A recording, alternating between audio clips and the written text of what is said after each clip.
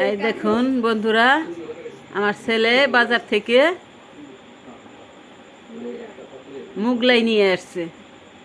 এখন আমি এই মুগলাই খাবো,